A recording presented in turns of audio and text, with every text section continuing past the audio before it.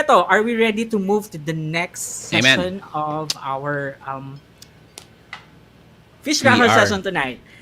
Okay. We are. We And are. of We course, are. to give us a practical help to find your purpose in 2021, let me call on screen. Of course, nakita niyo na siya. Lagi niyo naman siya nakikita. And half siya talaga ng wubs. And this is our beautiful life coach and an NLP master practitioner, Anne Relova. All right. Woohoo! Let's welcome Anne. Pasok sa screen. Literally. Sa dako. Dito ka. Dito ka. Hello po, Sister Anne, Ate Anne. Good Same evening. studio lang kami. Good evening, everyone! Yes, so success naman tayo sa surprise kay Brother To, our mighty upbuilder. So thank you everyone for those who made him laugh kanina. Now naman, let's go to some seriousness. Yay. I love the talk. Did you enjoy the talk? Or not just enjoy it? Did you learn from the talk? Yes. Galing, no? That was a great way to start the year. Kasi lahat tayo, parang usually at the start of the year, lagi tayong nag-iisip ng ano ba ang resolution natin for the year, right? But sometimes, resolution comes into writing pero naiiwan sa writing lang. Minsan walang willpower or minsan parang at a loss pa. Like for example, right now, kasi I don't know if anyone's familiar with the app na yung What's Your Word for the Year. Has anyone seen that or did that? Ayan, si Marga. So kung sino rin sa ating mga nanonood, if you've seen that. Marga, the app? What's the name of that app? I forgot the title of that app eh. Hindi ko rin. But anyway, actually, maraming actually na mga apps ngayon, it's finding your word or your phrase for the year. Pero based on the talk, ang ganda because it says that that after devastation comes restoration. And that's what we're gonna focus on tonight after the feast talk. So ang maganda lang nating take off will be what did we learn from last year that we're not going to let it pass. Na wala man lang tayo natutunan. Let's not get it wasted. Ika nga. Okay. So since I'm a life coach, it's more of I'm gonna process you out. Even those who are watching, there. Lei Hirang said it's dayspring.com. You're right, Lei. Lel. So it's dayspring.com. You can check that out as well. But again, as a life coach, there's a different ways kasi of processing yung tinatawag na how do you find your purpose. Iba-iba ang processes ng mga tao. There are some who are doing the visual board or dream board. Sino na nakagawa nun? So, talagang para nasa classroom tayo, ano? Yes, di ba? So, si Bree, si Marga, who else? Yon dream board where you put visual photos. Pero ngayon, meron na rin tayong or virtual dream board. So, you can just post it and put it on your screen sa desktop or on your phone. So, that's one. But there are other ways in processing things out. But first, para nga hindi ma-waste ang what we learned from last year, can I ask this first question? And Backstage Brian, can you just post it and share it on screen? What is the greatest learning that you have learned about yourself from 2020? You don't need to, there's no right or wrong answer here kasi it's your own. It's your own learning. So, just parang top of mind, ano ba yung naisip mo? Or from your heart, from taking off from last year, ano yung greatest learning mo about yourself? Because there's one word that we keep hearing in 2020, and that word is resilient, di ba? So if I were to ask you, you can also write down on your comments and say, what is one thing that you learned about yourself from 2020? So who's ready to share? Jonah, do you, meron ka na bang naisip na parang what is one thing, what is the greatest learning that you've learned For, about Mhm. yourself 2020 from last year? It's a year of growth, Ate Anne, the entire 2020. For Growth. me, so it's more of an internal growth. Diba? Before kasi puro palabas eh. Marami kang nami-meet na goals externally. But 2020 naging um, digging deep. So Yes. ang greatest learning ko is that I can be my greatest companion. Oh, So sa mga great. Right. sa mga nakakaalam, 85 days po akong mag-isa during quarantine. Yeah. So during that time, I was forced to really face my own fears, my Mm, internal demons. So I realized na yun nga, no, with yeah. God, I can be my best companion. That's nice. So, who else among our viewers, feasters, can you write down sino rin sa inyo ang nagiging greatest companion nyo ang sarili ninyo? You can put down on your comments. Si Layden, she said, trust God more, pray. Who else? Okay, that's a one good thing, greatest companion that you can really survive on your own, but you're not alone because God is with God, you. All right. yes, Okay, always. Steffi, how about you, Steffi? Si Steph, ano yung greatest learning mo Ano about po yourself from siguro, 2020? so ano po, can you hear me po? Ayun. Siguro yung parang discovery ko sa sarili ko, I can be somehow selfless, parang gano'n. Kasi parang during that time, I've made some decisions na hindi lang sarili ko yung kino-consider and Mm, other people din. Yung parang kasi ako medyo ano kasi ako, parang sa sobrang laging gusto ko nung tama, hindi ko na nakikita yung feelings ng iba, even my family. But during the pandemic, lalo na nung, yun nga, I got positive. Parang, I've nagka-COVID ka learned rin, na ano? hindi lang, oo, hindi lang yung sarili ko yung dapat intindihin ko kasi may mga tao ring nakapaligid sa akin na somehow mas grabe yung nai-experience sa'kin during that time. So parang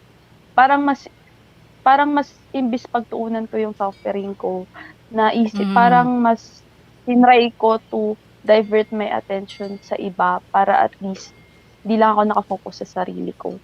Kasi parang inisip ko mm, lahat tayo we're going through something, eh. So parang yun yung naging parang amen. naisip ko, I can be something like I can be someone pala like that. So, sharing, I think lahat naman tayo, eh, isa yun sa naging discovery, we can be selfless and Mm. nagse-share tayo sa iba, yun po.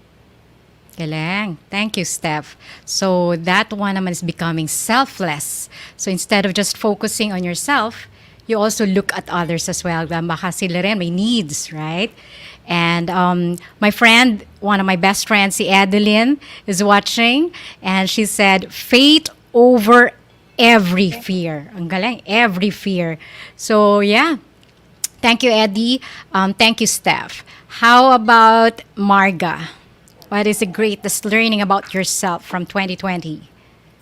Um, for me po, one of the greatest, siguro baliktad na guys na, ano naman, learning to go inwards. So more Mm, on learning to really actually love and care for myself. Because I would mm, describe myself right. as an achiever. So as an achiever, parang it's always external, parang about the recognition. But of course, as you know, last year it was different, it was difficult. Parang you can't Mm-hmm, achieve that level of like success in the definition we right, had before. But right. I realized na parang God takes those moments and taught me na Mm, success also comes in different ways wherein nag-switch yung roles ko eh. I really got more into service and gusto ko sa mm, ministry na ako napadpad or like yes. nag-go ako to the lead dun sa team ko. So na-promote ako to the team lead. So parang na-realize ko na, okay, this is also fulfilling, this is also growing, this is Mm, also success in a way that I also learned to love and care for myself na rin. Na it's Right. okay. True. Kumbaga. Yan po. Nice. So it's more of looking internally, introspection, because you learn more about yourself and self-care, right? Yes po. Sabi nga rin ni Jay, hi Jay. Ito, Jay is really a mighty survivor. Ito, overcomer to si Jay. Jay said, I learned that it's okay if things slow down. Tama, di ba Marga? Because that is when you can appreciate your journey. True. How about the others? You write down what else have you learned about yourself from last year. And of course, our host for tonight, Bree, how about you? For me, I actually have the same thoughts with Kuya Jay. It's because my life in when I was in Makati is like too fast. As in like everything goes fast. I have this, I have that. And when the pandemic started, it's something like, wait lang, nasa na ba ako? And I think when I got back here in Tagaytay, it's kind of different. It's slow, it's relaxing. And then that's the time that I also try to connect with my family again. Since they are stuck here like for a longer time pa because of the pandemic. I connected with my mom, with my dad, with my brother. So I think it's also a way for me to step back for a bit and then enjoy again the journey. Na kasi pagdating ng 2021, ano ba? Ano na ba ang kaya kong gawin? So I think True. that will be the best learning that I have is appreciating your journey one step at a time. Ganda. One step at a time. You really slow down. But at the same time, when you're so used to the fast-paced world, especially those who are working, di ba? And when you slow down, you learn to appreciate what is there in front of you. You learn to appreciate, sabi nga ni Bree, your family. You learn to appreciate to relax and enjoy, di ba? Things like that. So yeah, that's a very wonderful realization, Bree. Thanks for that. And si Pollyanna, she said that I learned to be business-minded last year. True, ang dami, di ba? Ang daming naglabasan ng mga online sellers and then reseller. Galing. And si Roslyn, Rose, belated happy birthday last January 3. She said, I so agree with Sis Marga. I should love myself more so that I can love others more. Si Sis Gina, take one day at a time. Again, pause and then slow down. Trust your cares to Him daily so you don't forget to go to Him each moment. Love it. Si Chachi, I learned to be thankful on the things that are usually available. Si Julie, I realized to live simply so others can simply live. Nice. Back to basics. Sobrang daming extra clothes, shoes, bags. You don't really need them. So, sino sa inyo ang mga nag-marikondo? Nag-practice ng, decluttering? Right? So, yun yung mga things that we've learned. True. Okay. But that's all the learnings, and that's a wonderful learning from last year. And because of that, we have to value all those learnings. And now we move forward to 2021. Kaya naman tayo mga naka-yellow and gray because it's the color Pantone for the year. Right? And now for 2021, we usually ask, what's my resolution? What's my purpose? You know, the talk kanina, pinakamaganda is let's look on forward to what is your divine purpose. What is God's purpose for you? You want to know? You want to, or baka meron na ba sa inyo, nakakaalam na ba kung ano yung God-given purpose niyo for this year? Meron na ba sa inyo? Wala pa? Sige, let's work on that. And for those who are watching, let's do this. Let's do this in a short way lang because in coaching, medyo mas malalim, mas matagal ang processing. But let's try to do it in a short time. Okay? Let's dig deeper in ourselves. But at the same time, let's dream bigger. And I want you to dream God's dreams for you.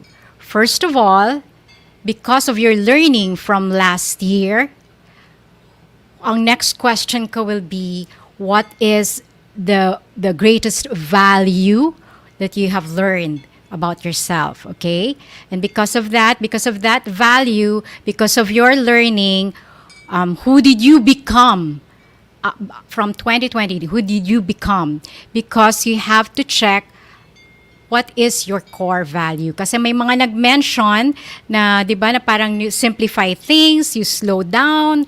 So, things like that, in order for you to know what is God's vision for you, first muna is, who did you learn to become from 2020? One word lang. Marga, from your learnings, based on your learnings, who did you become at the end of the year of 2020? Who did Marga become? One word lang po. Ah, What adjective? Parang ganun or po. pwedeng phrase then, pwedeng phrase like I became resilient, I became braver, Okay. I became more present. present. Okay, great. Jonah, complete the sentence. I became, I became more grateful. wow, love it. Steph, Parang same kay Sis John, I become more appreciative. appreciative, love it. Great. Bree, how about you? Open and accepting. Wow, great. Now, let's dream God's dreams, sabi nga ni Lala. Now, because of that, you've learned about yourself. Now, what is God's vision for you for this year? What does He want you to do? In order for you to know that, yun din, yung parang from what you've learned from last year, now, ano naman yung mga, yung core value na pinanghalagahan mo from last year, no? This time, what are the skills that you've developed?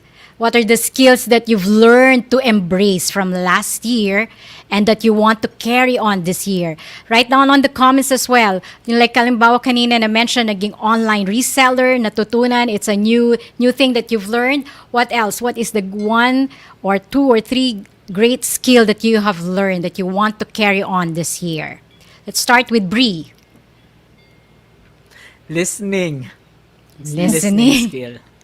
Listening Yeah, skills. Well, hindi lang siya listening, active listening talaga. Oh, Active. correct. Because hearing is different from active listening. Great. Yes. Jonah, how about you? I think yung skill of being present. Being Most present. of the time kasi we have a lot of thoughts. Diba? Mhm. I think the learning from 2020, it's more of being present in the moment so that you Mhm. can be fully present. You can show Mhm. up fully. So I am using that in not just sa work, but also with Mhm. family, with friends, and in our community here at the Feast. Great. Galing. Thank you, Jonah. Steph, ikaw. What's one big skill or anong ano mo, natutunan mo from last year? From last year kasi since more of skill po na more of researching. Kasi Researching. parang like sa work tapos yung parang last Okay. All right. Medyo nag-lag lang si Steph. We'll get back to Steph later. Pero researching, I myself am a researcher and love doing that. Okay, Marga, how about you? For me po, it's more of being flexible or adaptable. So, Mhm. like what I said earlier, parang achiever. So parang you get very stressed when things don't happen exactly as you plan or if things aren't planned. Correct. Pero definitely last year I learned na okay, it's okay. It's okay. Yan. So, So that skill is one thing that you've learned, nah? Right? yes. Okay. Next, how about the others? Comment on the box. On you, the next question will be, what is the greatest passion that you've discovered naman about yourself or that you've loved doing? It could be from last year as well. Parang what is it something that you have learned to really love doing? So you can also write down on the comment box. Si Lay, same with her. Same with ano siguro to kanina. With Steph, same with her researching. Oh, praying for another publication this year. Go Lay. Okay. How about ayan, Steph, are you back? Yan, our researcher.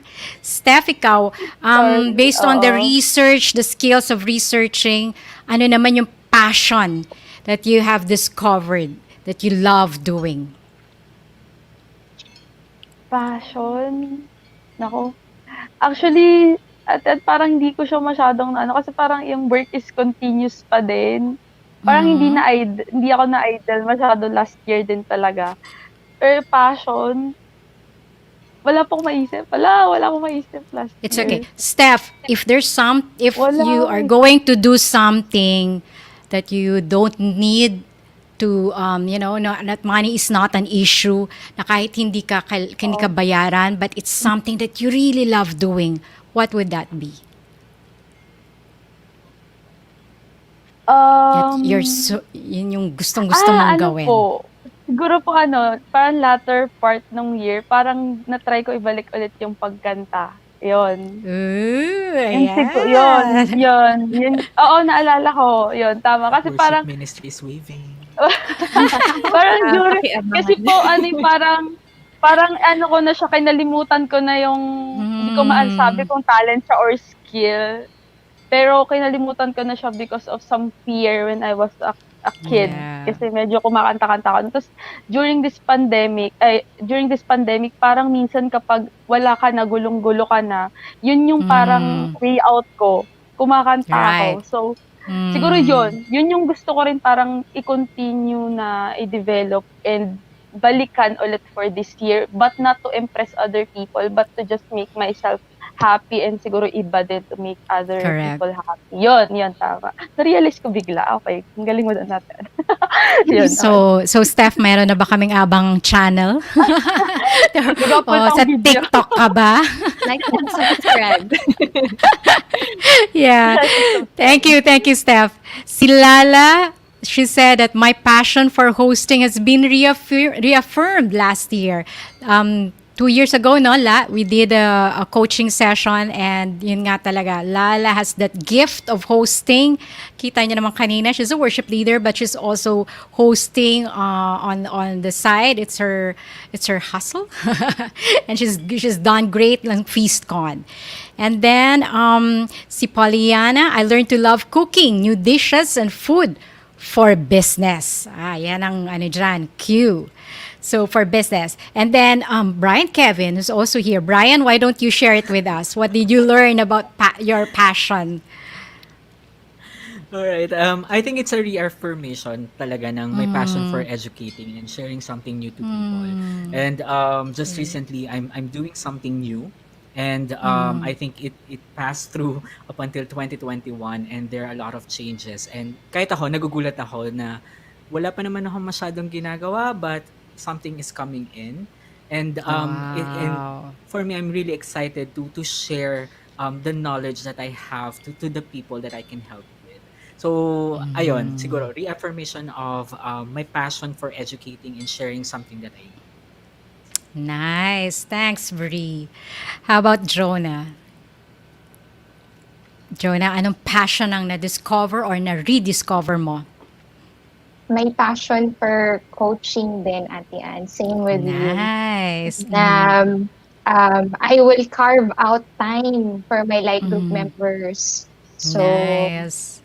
light group members, yung mga trainees ko sa development program. So, even if it's late at night or very early in the morning, as long as, I feel that they need someone to listen to them, I will really be there.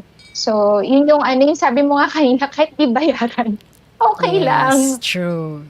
And that opened up opportunities then I did not realize I can do talks outside of inas natin sa feast. So, nakakatuwa yan that I can do talks and do hosting then. Things that would I can do for free. Amen. But, yun po. Yun yung mga big realizations talaga. Galing. Go for it. Continue doing that, Jonah. Si Chachi, si mention naman, passion for learning new things, whether through books, podcast, YT, or experiments, even in cooking. Sige nga, Chachi, sample. Patikim, ha?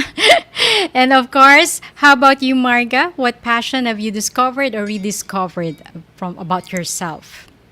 More on rediscovering po. Mm-hmm. So, or reaffirming rather, connecting. Anything to do with connection talaga Wow. is my strength. So, whether it be when I lead my team, it's something na I Mm-hmm. realize na I enjoy very much. Wow. Connecting. So, parang 2020, ang daming times na nag-connect lang ako sa mga tao. Tapos, I realized it was something na it's a really a passion that they have. And Mm-hmm. also, singing, parang singing, yun ang Yay! nagpapa-survive sa akin ng 2020. Whether it True. be sobrang galit, tas sinisigaw ko na lang yung kinakanta ko. Umiiyak, sinisigaw ko pa Yes. rin yung kinakanta ko. Or Buti na masaya. yon. At Yes least po. through singing, no? Kahit galit. Yes po. So, yun Great, great. Thank you for sharing that. So, guys, now you've learned, from 2020, everything is not wasted. Yung parang kala mo parang dumaan ang taon na parang so many bad things have happened, but there are a lot of good things that came out of it, especially the learning. And everyone here almost by the way, the people that I'm sharing with on screen, we call them the crackers because they're part of the fish crackers session. This is the mighty and awesome committee who's helping us out with the program week by week by week to make it more interesting from the start of the feast and after feast. So thank you guys. So these crackers, they've learned so much from last year, right? So even for those who are watching, Nikki, Nikki Templo Perez. She's part of my LG. She said that I discovered that I actually like facilitating discussions, whether through FGDs or webinars, kahit pa online siya, and helping people find words to express themselves. My passion as an educator is still strong kahit nakakapagod ang online. That's it. True. Diba? So true. Yung Yang mga pagod educators, online. trainers dito, yan, true.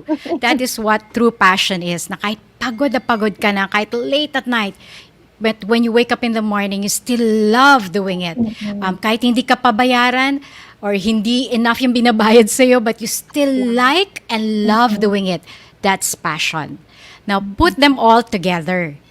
What is your core value? What did you learn about yourself from last year? And who did you become at the end of the year? And then the skills that you have learned from last year. Ano yung natutunan mo na baka mamaya meron palang natutulog na skill na biglang na-revive na parang like ang galing ko nga pala mag-host, 'di ba? Yung mga things like that. Galing ko nga palang kumanta. So revive it and there you have it. And the third is passion. The passion is what it fuels you, what you really love doing. So put them all together, core values, your skills, and then your passion. Okay? This will become and form into your mission statement. But as I mentioned, dig deeper and dream bigger. Now, what is God's vision for you if you put it all together in helping out people, in helping out others? Because the final question that I would like to pose to you is, what is the legacy that you would want to leave at the end of the year? Ito na, legacy. Yung core value mo na yan, how can you help people? The skills that you have learned, that you have acquired, or you have revived, how can you help more people? And with your passion, whether as an educator, a trainer, a coach, a singer, a cook, a host, whatever that is, how can you help more people? Right? So, tama nga yun na-mention ni Steffi, it's not just about, looking into yourself, but it's good because ang daming times na natin na nagkaroon ng self-care and learning about ourselves, but this time, maybe God wants you to move forward, step further, and this time look at others and how can you help them? What is that legacy? And maybe this past days, when the year ended last year, and when the first 2 weeks of January, maybe may binubulong na sa'yo si Lord eh. Ano ba yung gusto mong, ano ba yung pinapagawa ni Lord sa'yo? Especially, what is one thing or something na alam mo yon, inner steering sa heart mo na hindi ka makatulog, na sinasabi na ni Lord, step out of your comfort zone. It's time to step into your courage zone. I'm sure may pinapagawa sa iyo si Lord.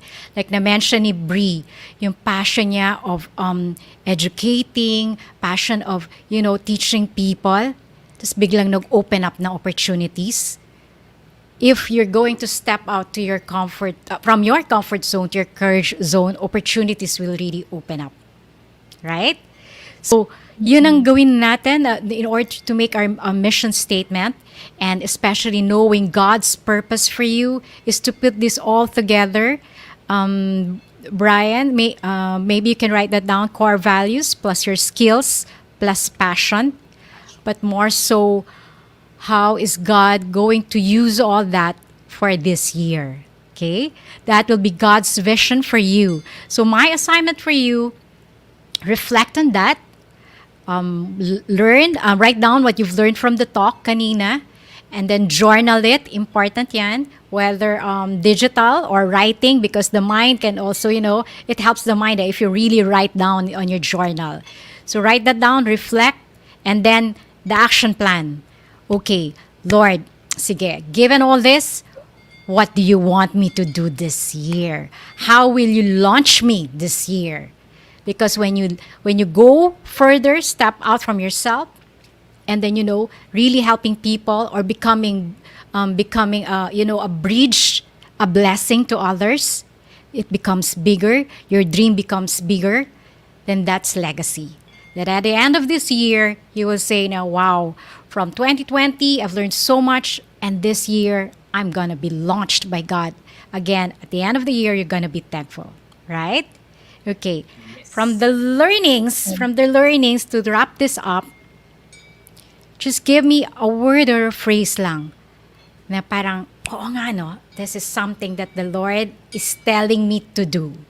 Okay? Just to share lang from me, it was so clear that at the end of the year of 2020, and this is what, ito yung phrase that the Lord wants me to do, and that this is what I'm going to further do with my action plans for this year, is 3 words: impact, influence, and inspire.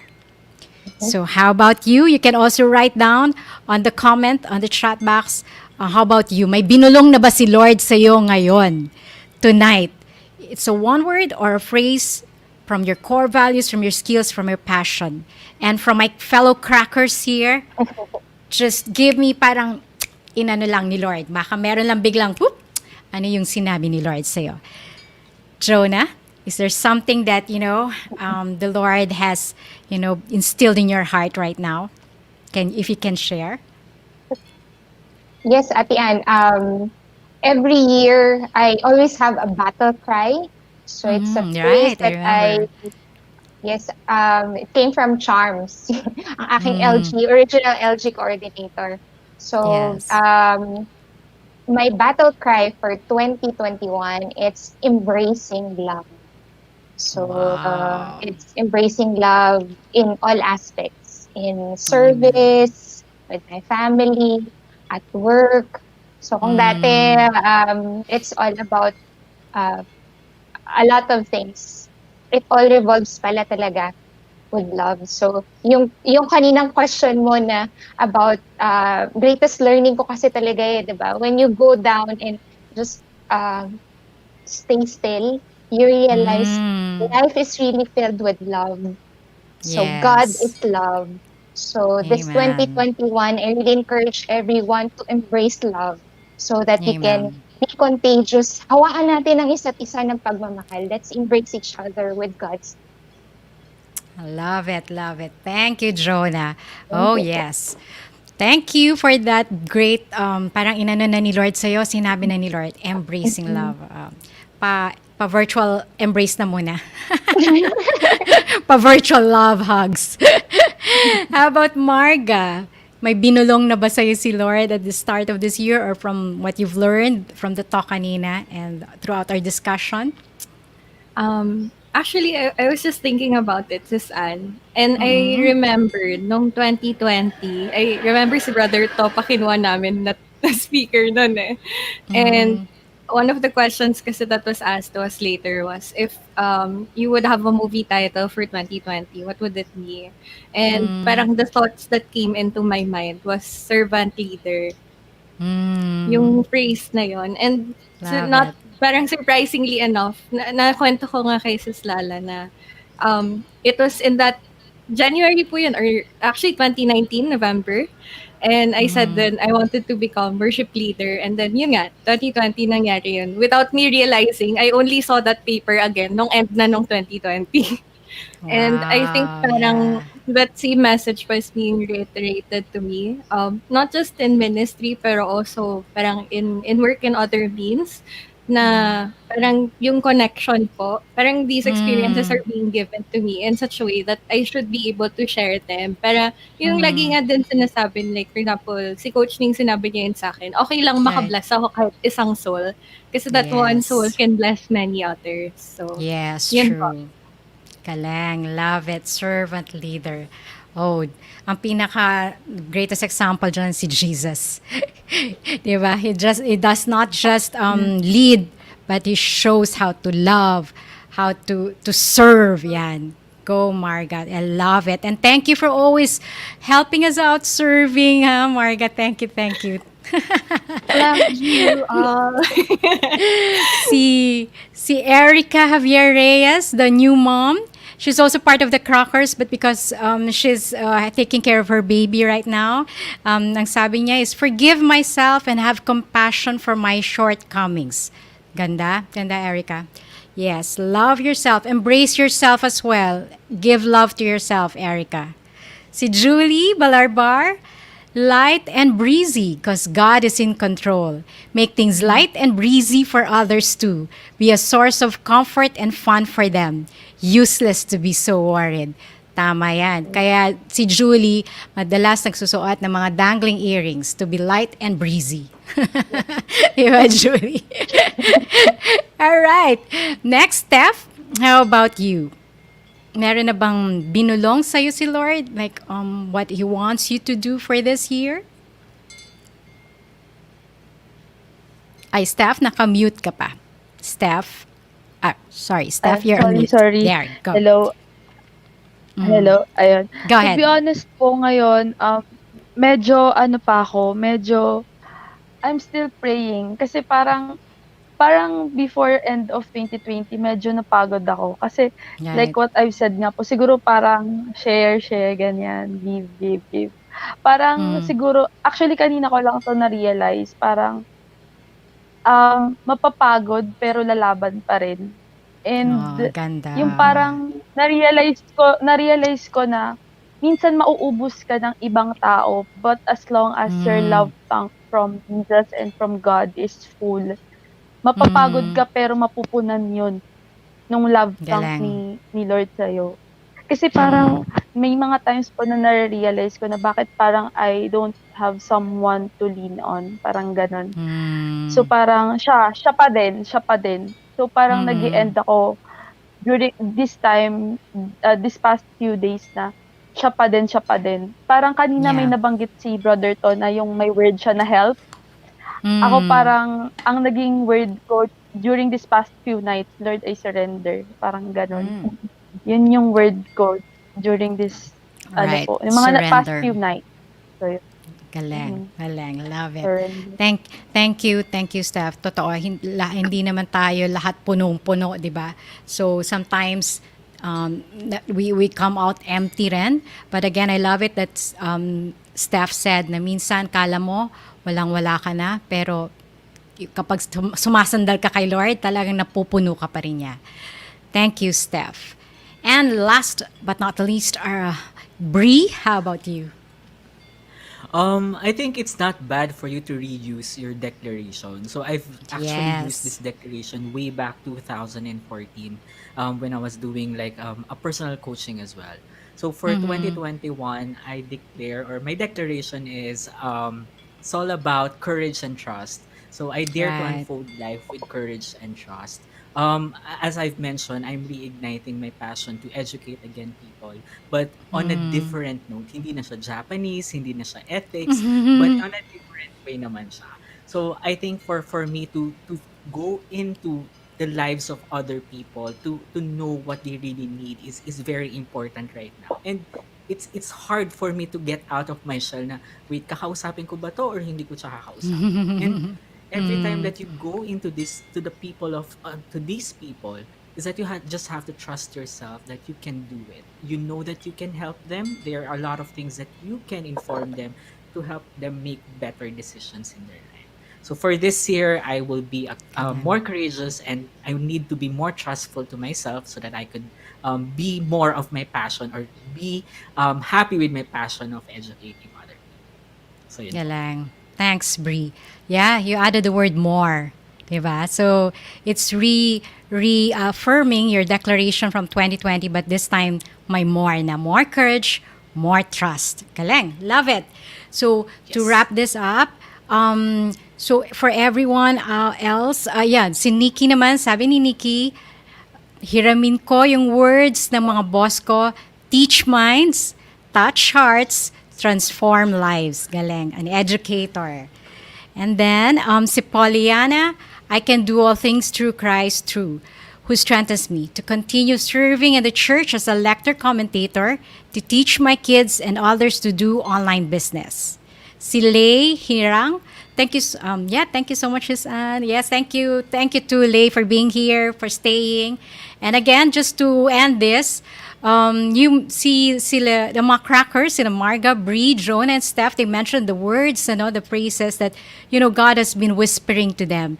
But this will become more concrete if you reflect further tonight what you've learned from the talk ni Brother Talk kanina, and then adding in the learnings from last year. And then you write down your purpose, your mission statement, your core value, your skill, your passion, and then how will it bless others more? How will God use you more? So at the end of the year, the question will be, or at the end of this na lang, the question will be, what is the legacy that you would want to leave behind at the end of this year? So there you go. Happy New Year, everyone. Bree, I'll turn it over to you, Bree, Here. being the host. Yes. Thank you very much, Sis Anne, for that wonderful practical tip on how we can find our purpose for 2021.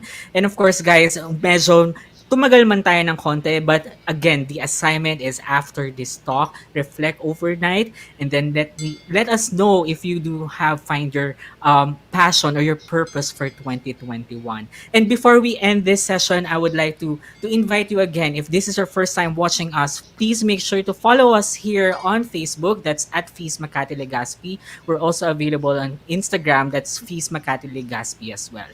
And as I've mentioned earlier of the fish cracker session, so we do have different content that you need to watch for the following weeks. For this week, again, this is finding your purpose instead of resolution. So the second week, we do have a different topic, and I think Marga can give us some background on it.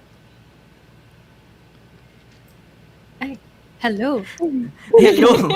So Marga, next week we do have health and fitness. I think we do have health and fitness.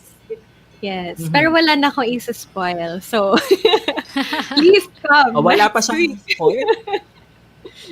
Okay, so malay kami, meron kaming special guest na i-invite for health and fitness. And then of course, we also wanted to be with the financials on the 21st of January. We do have financials, and of course, Jonah will be with you guys. And probably she also has a special guest na pwedeng ma-invite that time. But we're also going to talk about financials. And lastly, of course, 2021, we also want you to journey with us, to serve with us, to grow spiritually with us. So with Cha and Steph, we will have our first ever nga ba or second time? I can't First. remember, but first ever virtual ministry first. fair. So this is the first time that you're going to have your first virtual ministry fair. So you're going to be introducing you the ministry heads. We're going to have fun on the fish cracker session, so make sure to join us on the 28th of January. So, again, guys, we are really, really happy that you join us for 2 hours here on Feast Makati District Thursdays. We are live every 7:30 p.m. on a Thursday. So, again, see you next week. This is Bree, and good night. Good night. Happy New Year. See you next week. Happy New Year. birthday, See you to. next week. Happy Happy birthday, birthday, Brother To. Brother To. Happy birthday din, Lala. Happy birthday, Ate Lala. Sis Lala. Bye. God bless Good night, everyone. everyone. See you next Thursday. See you Bye. next Good Thursday. night. Bye. See you.